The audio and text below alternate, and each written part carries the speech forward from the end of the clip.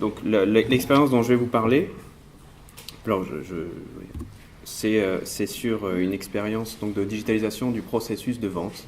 C'est plutôt en format retour d'expérience, c'est-à-dire depuis 2012, digitalisation de ce processus qui a pris à peu près 18 mois, 24 mois.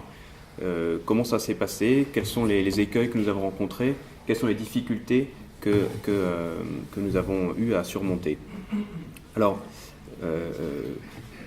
il va s'agir notamment de signature électronique sur tablette, et donc j'aime bien rappeler ce fait. On a déjà signé sur tablette il y a très très longtemps. Alors, nos compliance officers ne prennent pas ça pour un argument valide malheureusement, mais ça indique quand même quelque chose, c'est que la signature de l'individu a changé au travers des années et qu'elle a pris plusieurs formes. D'abord avec un burin, ensuite avec un cachet et une bague, ensuite avec un gribouillage à la plume, et ça a évolué. Aujourd'hui, moi je pense que nous sommes à l'aube d'une nouvelle transformation qui est une signature plutôt digitale. Voilà, et donc c'est dans cet accompagnement-là que je trouve assez passionnant que j'ai replacé le contexte de cette mission. Voilà. Donc le processus que nous avons digitalisé, le processus de vente et d'ouverture d'un compte bancaire bout en bout, c'est-à-dire depuis la chaîne de vente en agence jusqu'à dans le back-office, avec les allers-retours nécessaires avec le client. Donc vraiment un processus bout en bout, avec notamment des KPI qu'on est allé mesurer dans les back-office. Voilà. Donc en 4 parties, on va analyser l'existant, on va voir quels sont les axes de progrès, donc l'existant tel qu'on l'a trouvé, bien entendu, avec ses difficultés et ses moments un peu douloureux. Les identifications d'axes de progrès, comment est-ce qu'on peut l'améliorer avec une feuille blanche et puis une permission du PDG d'AXA Bank de dire voilà, ben on se donne le champ libre et puis on essaie de faire la banque de demain. Donc plutôt beau projet. Les risques et les enjeux, bien entendu, par rapport à ces points d'amélioration qu'on avait imaginés, avec notamment la direction des risques, la direction légale, la direction de la conformité, qui ont bien entendu plein de choses à nous dire sur ces sujets-là. Et puis ensuite, les conclusions, c'est-à-dire à quoi on est arrivé effectivement dans le cadre de cette mission. Alors, l'analyse de l'existant, bien entendu, le point de départ de cet acte de vente, c'est un rendez-vous client qui entame un processus de vente et d'acquisition. Alors, on est allé une fois de plus, on a tous fait de l'analyse de processus de manière exhaustive, je pense. Les processus de vente sont très souvent ceux qui sont le plus audités, et donc, une fois de plus, je dirais, on l'a encore refait. Et on a encore appris des choses nouvelles, c'est ça qui est intéressant. À chaque fois qu'on s'y remet, on trouve des nouvelles choses. Alors, il y a plusieurs choses dans ce rendez-vous client. Il y a quelqu'un qui rentre dans une agence et donc il a un besoin d'ouvrir un compte. Alors aujourd'hui, je fais une petite aparté. On n'a pas eu l'opportunité pendant ce projet d'aller creuser quel est ce besoin, pourquoi. Il y a énormément de choses à traiter, je pense, autour de ce point-là. Bon, ça n'a pas été l'objet de cette mission-là. On est passé assez vite. Il arrive avec un besoin d'ouvrir un compte et notre enjeu, c'est de lui ouvrir un compte. Voilà. Mais il y aura beaucoup de choses à dire, je pense, sur ce besoin. Donc le rendez-vous en agence est pris, il y a un café. Alors j'aime bien préciser cela parce qu'il y a quelques années, il n'y avait pas de sourire, on n'offrait pas de café à des comptes en banque. Et donc les comptes en banque qui se promenaient dans nos agences, on en a vécu et on ne leur offrait pas de café. Aujourd'hui, on a des cafés en agence. Il y a donc une belle prise de conscience déjà existante que les individus ont besoin d'attention, besoin d'empathie. Et ce terme est quelque chose d'important, je pense, pour la digitalisation. Et donc il y a déjà une initiative qui est lancée, on ne part pas de zéro, il y a vraiment un mouvement. Et on a capitalisé sur ce mouvement pour aller plus loin dans la digitalisation. Alors le rendez-vous client en soi, il est assez lourd. Il y a une découverte client, il y a des documents à fournir, ensuite il y a la signature du contrat, et puis enfin il y a l'acte de versement sur le compte qui vraiment finalise, je dirais, l'ouverture. Voilà les 4 points d'ancrage majeurs d'un processus d'ouverture de compte. Si on le prend à très haut niveau, c'est le high-level process, disons, comme on le voit. Je rajoute l'attente de la carte bleue parce que ce qui matérialise dans la tête du client l'ouverture de son compte, c'est qu'il a sa carte bleue dans sa poche. Voilà. D'un point de vue de la banque, souvent, ce n'est pas le cas, mais pour le client, et on se place toujours du point de vue du client, c'est fondamental de se placer vraiment dans le cœur du client. Et donc, lui, il attend sa carte bleue, et donc c'est un délai qui peut être assez long. Voilà. Bon, quand on est à ce niveau-là, bien entendu, on voit peu de choses. On peut mesurer quand même un certain nombre de choses. Alors, on a depuis quelques années, un certain nombre de sondages clients qui sont faits. Est-ce que je fais bien mon métier? Alors là aussi, j'ai eu de la chance, j'ai chez AXA notamment participé au premier sondage que nous avons fait aux clients. Et ces premiers sondages ne permettaient pas de lier les réponses à des leviers sur lesquels on pouvait avoir accès pour améliorer les choses. Par exemple, on demandait à notre client, mais alors est-ce que vous avez aimé le premier contact avec notre marque? Alors, première claque, non, à 63%, je ne sais plus. Et donc, qu'est-ce qu'on fait avec ça maintenant? Mince, on est bien embêté parce que c'est quoi son premier contact? C'est par Internet, c'est par un agent, c'est un coup de fil. C'est quoi son premier contact? On n'en sait rien. On ne sait pas opérer ça. On ne sait pas dire, ok, je vais améliorer ça, je vais changer ça. On ne peut pas. Donc là encore, on a bénéficié de toute cette expérience et on a pu mettre en œuvre un sondage un peu plus pertinent. Et là, encore une fois, on a appris dans cette expérience. Alors voilà ce que je vous propose, voilà ce qui a été notre apprentissage. Voilà ce qu'on a fait. Êtes-vous satisfait? Bon, je le fais à grosse maille. Le client nous dit à peu près, bon, ça peut être mieux. Est-ce que vous êtes bien accueilli en agence? Oui, je suis plutôt bien accueilli. Le café était sympa, on m'a bien souri, on m'a serré la main, c'était cool. Le produit vous convient-il? Bon, il n'en sait pas trop grand-chose. Par rapport à d'autres banques, ça a l'air un peu cher. Bon, en même temps, voilà. Et aussitôt qu'on a fait cela, on se remet dans notre perspective de banque, on analyse notre résultat, on a notre fichier Excel et puis on travaille sur les chiffres. Et ça, on sait bien faire, ça nous rassure. On va dedans et on construit nos graphiques et on tire nos conclusions. Les conclusions que l'on tire, à très grosse maille là encore, parce qu'on ne peut pas aller trop dans le détail non plus, mais voilà, c'est, bon, globalement, on peut être meilleur en satisfaction client. On peut améliorer ça. Première conclusion. Deuxième conclusion, bon, nos équipes commerciales se sont vachement améliorées depuis pas mal d'années. Là, elles sont bien. On peut leur donner leur bonus, c'est bien. Alors, il y a peut-être un agent ou deux, on va aller le booster, on va lui faire du coaching. Mais globalement, on est plutôt satisfait de nos équipes de vente. Et on est plutôt en train de se dire, il faut augmenter nos équipes de vente. Nos produits, bon, le retour sur les produits bancaires en général, c'est qu'on peut faire mieux, ils ne sont pas assez customisés, il faut aller plus loin dans la paramétrisation spécifique à chaque client. Voilà, on a beaucoup de réflexions en général dans les banques autour de la gamme produits et c'est parfois un peu compliqué d'arriver à des conclusions concrètes avec des résultats nets sur ce sondage en particulier. Alors ça déclenche des projets dans ces entreprises, des projets type marque préférée, je vais être la marque préférée, voilà, ça on en a beaucoup parlé. C'est ça, c'est issu de ce type de constat. On peut être meilleur en satisfaction client. Projet banque du futur, je veux être la banque connectée, la mieux connectée avec le plus de... Voilà, ça c'est aussi des projets qui découlent de cela. On veut être encore mieux accueillis dans nos points de vente.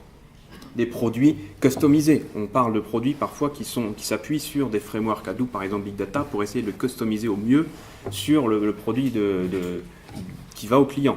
Je prends un exemple concret. J'ai un agent un jour qui est revenu vers nous en disant moi je suis pas très loin d'un club de yacht, j'ai beaucoup de clients qui sont dans ce club, il faudrait faire un partenariat avec ce club et proposer un produit un peu spécifique avec le visuel du yacht sur la carte bleue.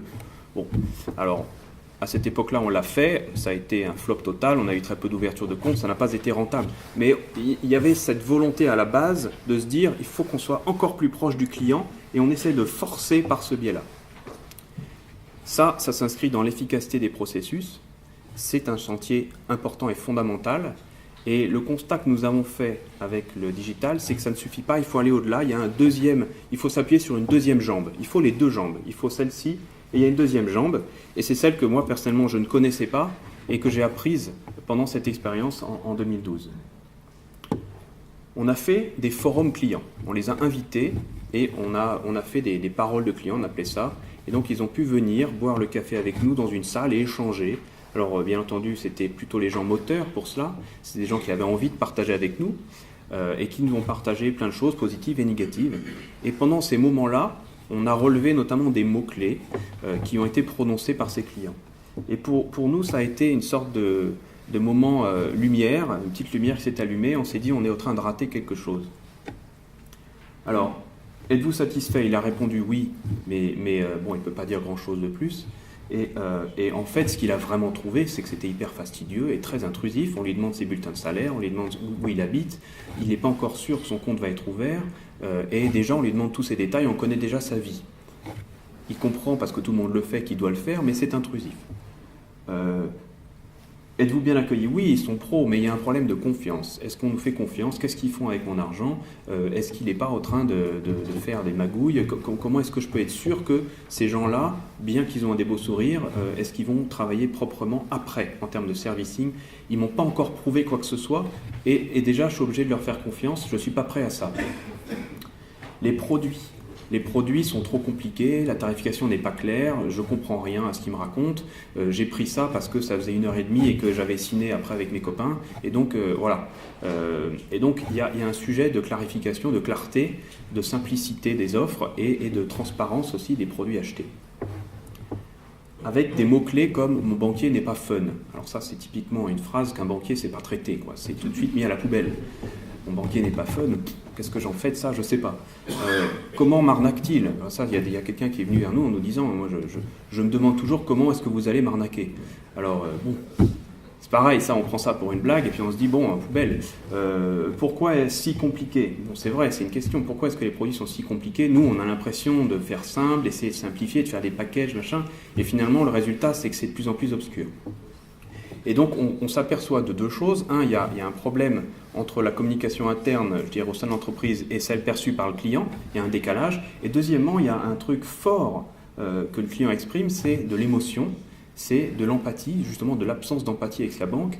Et il y a au niveau sentimental, il y a quelque chose qui ne lui convient pas.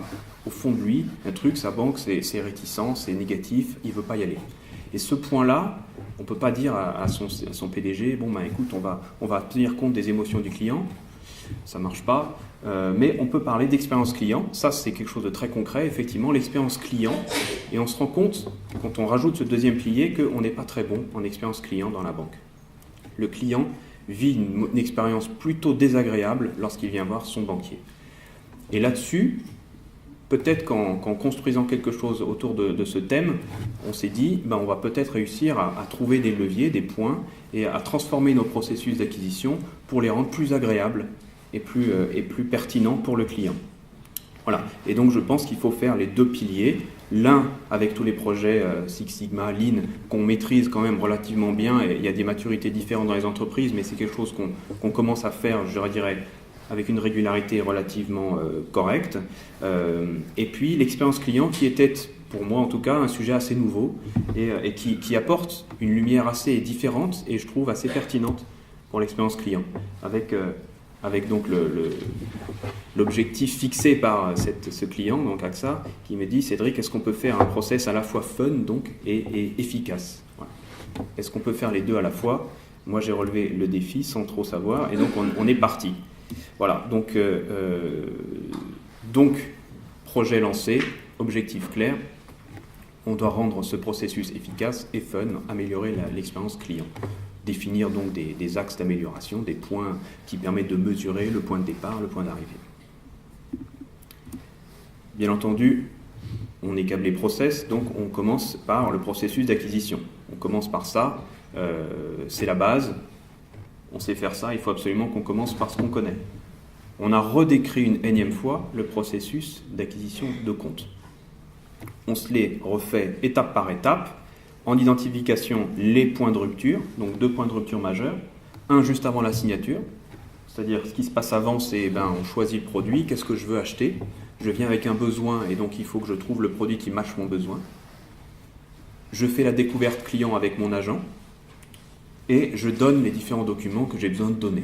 Sur cette base, un contrat m'est fait avec une tarification qui m'est propre et j'arrive à un contrat qu'il faut signer. Et donc cet acte de signature, souvent, est un moment de rupture.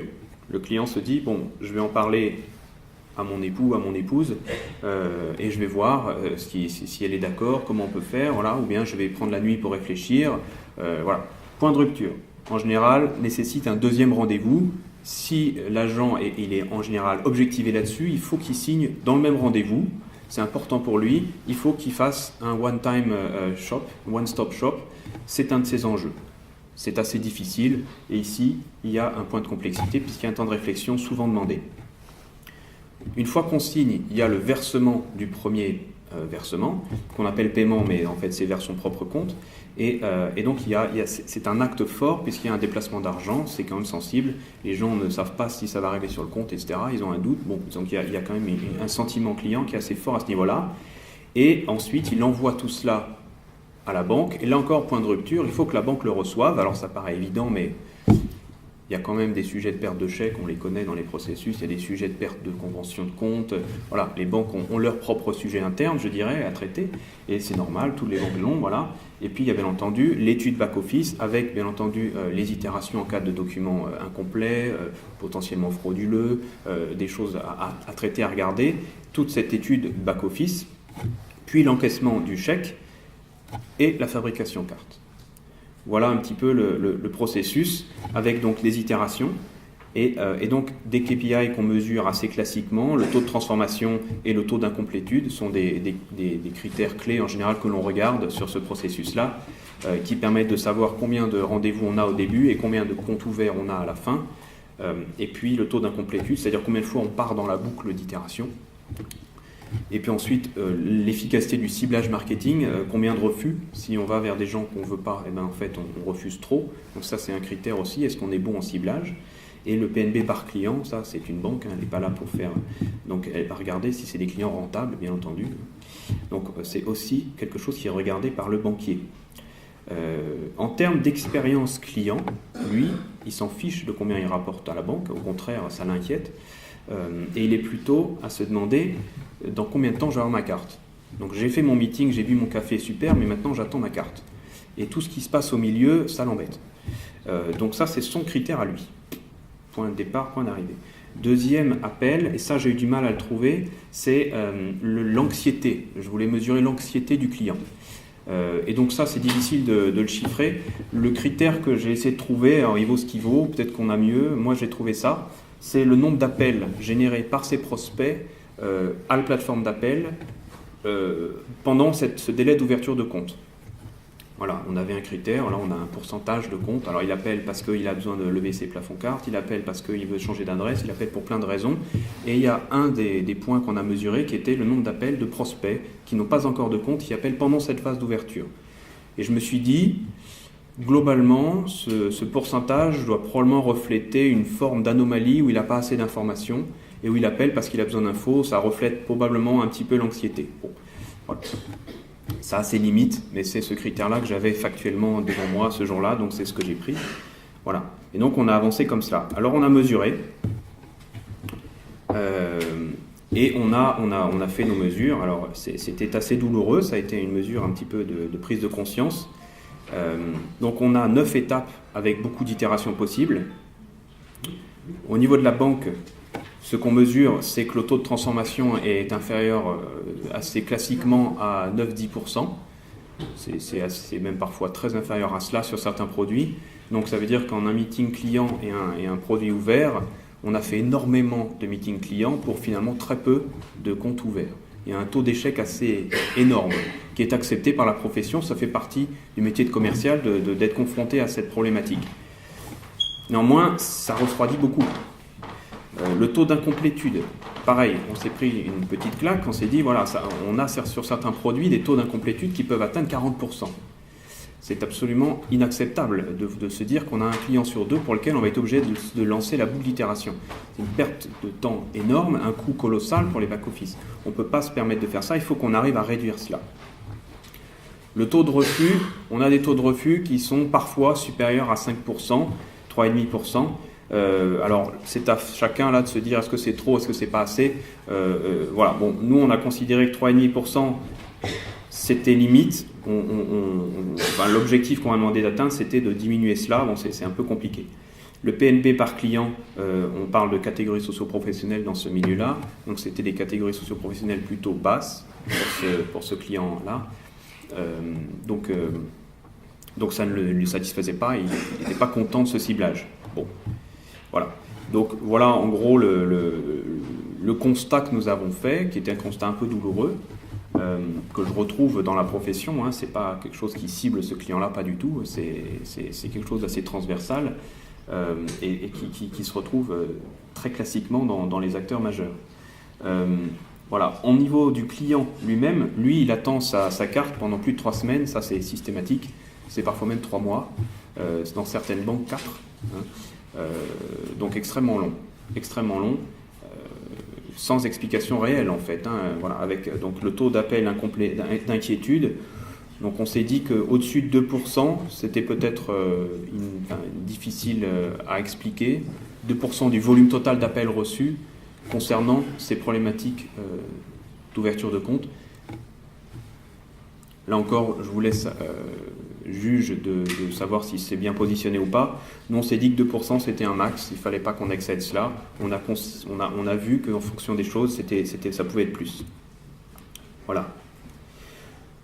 Donc, partant de ce constat, on a décidé de digitaliser le processus avec en effet l'immédiateté de la technologie, le côté fun des nouvelles technologies, un coût par acte de gestion qu'on espérait moindre, et puis les geeks sont des gens qui sont plutôt CSP+, donc c'était aussi une cible client qui était plutôt sympathique. Donc on digitalise ce processus. Alors qu'est-ce qu'on a fait ? Ce qu'on a proposé, on a enlevé des étapes, on en a rajouté. On a rajouté le simulateur, ça clarifie le discours de la tarification. Le KYC, les documents et l'identification, on a essayé de regrouper ça en une seule étape sur une tablette par exemple ou sur un smartphone avec des photos et ça c'était beaucoup plus fluide, c'était beaucoup plus sympathique. Ensuite, on a fait une signature électronique. Alors on verra ensuite, juste après, les problématiques liées à cela. Mais la signature électronique, ça permet de faire ce one-stop shop, ça permet d'aller beaucoup plus vite avec un discours plus clair. Si on a un discours plus clair avant, ça va de pair. Si le discours reste obscur, on va encore avoir ce problème de devoir réfléchir la nuit. Ensuite, on peut payer, on peut le faire par carte plutôt que par chèque. Là aussi, il y a des points de législation qui sont contre cette évolution. Néanmoins, on l'a proposé. Et ensuite, on n'a plus besoin de scanning et d'indexing puisque tout est fait automatiquement. Si on les fait dans l'app, l'indexation est automatisée et donc ça arrive directement dans le back-office. Et de fait, on arrive directement dans le back-office, dans l'équipe qui ouvre et qui peut le faire quasiment instantanément avec bien entendu le delta du délai d'ouverture et d'étude. On garde cette potentielle itération, ça on n'y échappe pas. On peut espérer ne pas avoir de documents manquants, mais en tout cas on peut avoir des documents incomplets. S'il prend la photo de son chien, on n'y peut rien, ce sera un document manquant. Voilà. Mais en tout cas on peut au moins se prémunir d'avoir un certain nombre de problèmes par rapport à des pièces manquantes. Voilà. Et ensuite on peut aussi artificiellement enlever l'étape de fabrication carte en lui envoyant un SMS en lui disant ça y est on a ouvert ton compte, tu vas bientôt recevoir ta carte. Psychologiquement il y a une étape qui est franchie. Il sait que ça y est, ça va arriver. Là, ça va, on espère, diminuer notre volume d'appels anxieux, plus donner un sentiment de ça y est, c'est fait. Voilà. Voilà.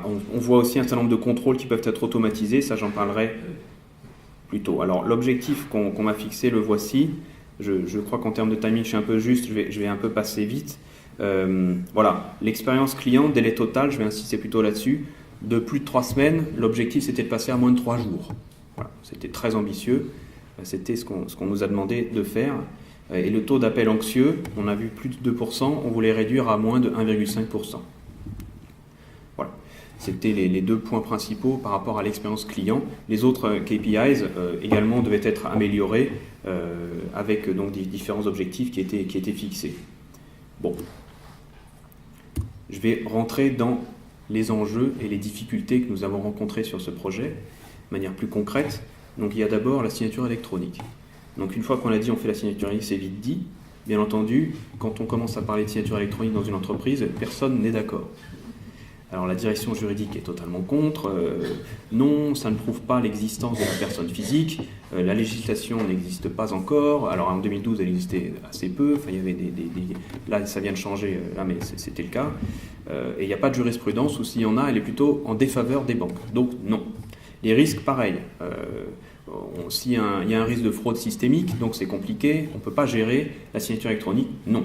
La direction des opérations, elle dit, oulala, vous allez encore me rajouter un processus, j'ai déjà 40 modes opératoires à gérer, vous allez m'en rajouter encore 10, non. Et la conformité, elle est contre, parce que les documents qu'on peut télécharger, notamment même, peuvent être touchés par Photoshop. Donc il y a une problématique de conformité des documents qui sont téléchargés. Donc tous ces points d'arrêt, évidemment, on se tourne vers l'IT, on se dit super, vous allez m'aider les mecs. Bon, eux, ils arrivent avec une espèce de panel de solutions large comme ça, et on comprend rien, c'est difficile de se dire laquelle je choisis, comment je vais faire pour résoudre mon bousin. Alors, obligation de rentrer quand même dans le détail. La signature vocale, par exemple, ça a l'air de marcher, ça pourrait résoudre un certain nombre de choses au niveau légal. On l'a rejeté pour des raisons d'expérience client. On se dit, si le client, pour signer, il doit dire « Allô, je m'appelle un tel et je signe mon contrat », on se dit, d'un point de vue d'expérience client, c'est bizarre. Il y a des banques qui l'ont choisi, donc c'est pas idiot, ça marche, mais ça fait une expérience client un peu particulière. L'empreinte digitale, il y a des no-go légaux, juridiques. La reconnaissance faciale, pareil, on n'a pas le droit. Alors en Suisse, par exemple, elle est autorisée sur certains aspects, pas la signature de contrat, mais sur des logins, par exemple. Mais en France, c'est un non. Et puis ensuite, il y a donc le scellement technique, le cryptographique, donc la signature au format vraiment hachage et au redatage, avec un scellement du PDF et un échange de tokens. Cette signature, elle est très technique, mais elle fonctionne. Et c'est celle-ci qu'on a finalement choisie, qui répond aux besoins, qui permet d'avoir, en termes d'expérience client, une expérience proche d'un achat sur Internet avec 3D Secure. Vous savez, vous achetez, on vous demande de confirmer un code par SMS. Là, c'est un peu pareil, vous signez et vous recevez un SMS, vous devez confirmer avec un SMS. L'expérience client est similaire, c'est quelque chose qui est en train de passer dans les mœurs en termes d'Internet, donc c'est quelque chose qu'on s'est dit, bon, ça peut marcher, on y va. En 2012, on s'est dit que ça pouvait marcher. Au niveau du back-office,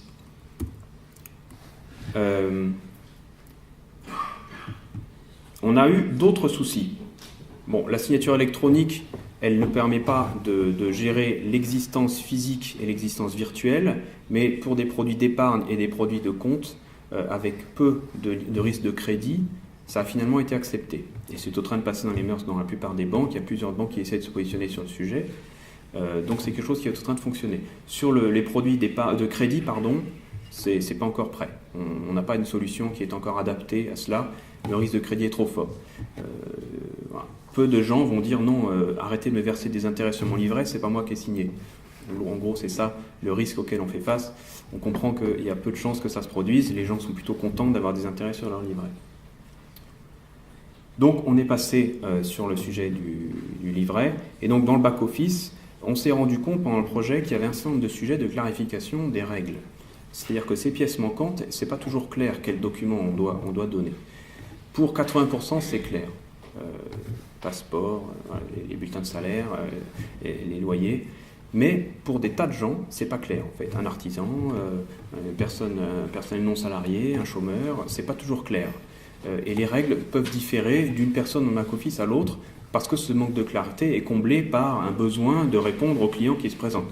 Madame Bidule, elle est là devant moi, il faut que je réponde, la règle n'est pas claire, ben j'adapte.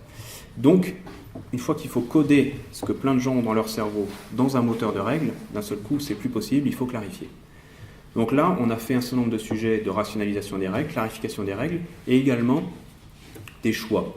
C'est-à-dire que lorsqu'on est certaines professions, on n'a pas fait la signature électronique. On l'oriente vers un processus papier. Donc ça se voit pas beaucoup parce que 80% des gens sont orientés vers la signature électronique, mais voilà, ça a été un des choix projets. On ne peut pas répondre à tout. On va commencer par faire ce qu'on sait faire. La conformité des photos. On a eu des cas en production. On a fait un dry run en Friends and Family, comme on dit. Et donc, on a des gens qui avaient déjà dématérialisé leur carte d'identité. Et donc, le processus sur smartphone, ils ont pris la photo de leur écran PC sur lequel ils avaient affiché PDF. Voilà. Quand on reçoit ça en back-office, c'est compliqué. Qu'est-ce qu'on fait? Est-ce que c'est valide? Est-ce que c'est pas valide? On n'en sait fiche rien, en fait. Et c'est compliqué à résoudre comme cas. Donc, obligé de se pencher sur le sujet avec la conformité et potentiellement de redemander au client un nouveau document. On s'est rendu compte également que la gestion des pièces non conformes, c'est-à-dire il est dans le cas de pièces manquantes, c'est pas automatisé aujourd'hui. Alors on a tenté plein de fois de l'automatiser, en général ça n'a pas marché, c'est trop compliqué. Lui il a besoin de celle-là, mais il met plus de 10 000 €, donc il faut aussi ça, ensuite machin, et c'est trop compliqué. Donc en général c'est à la mano, quelqu'un dans un document Word, et c'est traité comme ça, pas trop tracé, c'est imprimé sur l'imprimante à côté ou parfois en centrale si on est bien organisé, mais c'est des processus qui sont encore assez manuels. Automatiser ces processus-là est quelque chose qui a été en général trop difficile à faire. Et là, d'un seul coup, si on lui dit « vous signez sur la tablette et puis ensuite vous me renvoyez une photocopie que je vais scanner moi dans mon usine de scan et vous me l'envoyez par courrier », l'expérience client, là encore, elle n'est pas fluide, il y a une sorte de décalage. Est-ce qu'on peut améliorer cela ? Enfin, le dernier point qui nous a trahis, c'est l'infrastructure. Faire véhiculer autant d'informations entre un portail web et le back-office tout de suite, en fait, de manière immédiate, eh bien l'infrastructure de la banque n'était pas prête à cela. On a eu des problématiques à résoudre assez idiotes finalement, du type lorsque quelqu'un est en train de télécharger sa pièce d'identité, son copain qui est en train de faire un virement doit attendre. Bon, évidemment, c'est inacceptable. Et donc, d'un point de vue infrastructure, il a fallu se poser des questions pour résoudre ça, parce que c'était évidemment pas tolérable d'avoir ce genre de problème.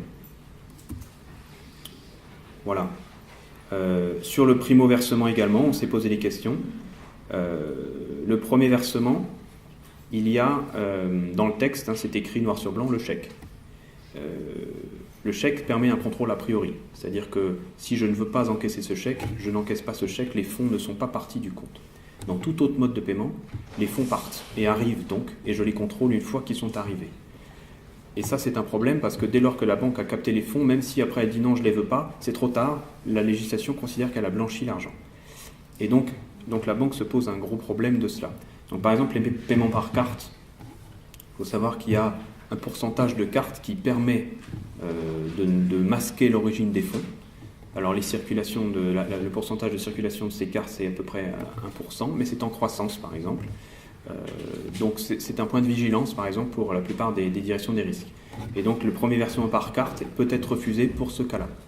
En virement, on peut faire un certain nombre de traitements et le virement est traité par les différentes places. Donc on a pu, grâce notamment à notre partenariat avec BNP, à faire en sorte que le virement perçu ait déjà été blanchi, enfin anti-blanchi plutôt, avant d'arriver. Oups, zut, Vous avez compris comment j'ai financé mon projet ? Voilà, donc on a pu, grâce à cette astuce, le faire.